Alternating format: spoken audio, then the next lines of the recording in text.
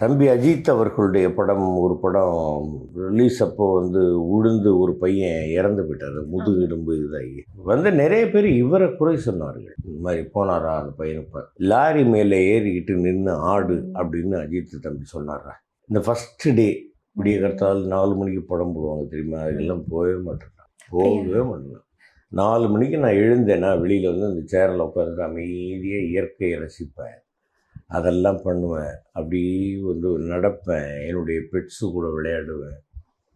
காலங்காலத்தால் எனக்கு 9 மணிக்கு call sheet இருந்தாக்க நான் இங்கேருந்து ஒரு 6 மணிக்கு 7 மணிக்கெல்லாம் கிளம்பி லொக்கேஷன் போடுவேன். ரைட்டு, ஒர்க்கு இருக்குன்னா இருக்கட்டும், இல்லைன்னாக்கா நமக்கு கேரவன் கொடுக்குறாங்க, இல்லை ரூம் கொடுக்குறாங்க, அங்கே படுத்து தூங்கிடுறது. ரெடினாங்கன்னா போய் ஆக்ட் பண்ணுறது, இவ்வளவுதான். இந்த கூட்டத்துக்கெல்லாம் போக மாட்டோமா. இந்த தம்பி அஜித் அவர்களுடைய படம் ஒரு படம் ரிலீஸ் அப்போ உழுந்து ஒரு பையன் இறந்து போயிட்டார். முதுகெலும்பு இதாகி நிறைய பேர் இவரை குறை சொன்னார்கள். இந்த மாதிரி போனாரா அந்த பையனுப்ப லாரி மேலே ஏறிக்கிட்டு நின்று ஆடு அப்படின்னு அஜித் தம்பி சொன்னாரா. நீங்கள் உங்கள் உயிரை பாதுகாத்துறது உங்கள் கையில் தான் இருக்குது.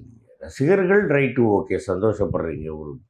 ஒரு நடிகருடைய படம், உங்களுடைய அபிமான நடிகருடைய படம் வருதுன்னா ரைட்டு, ஓகே, சந்தோஷப்படுறீங்க, அவ்வளோதான். ஆனால் நீங்கள் சேஃப்டியாக இருக்கணுமா இல்லையா?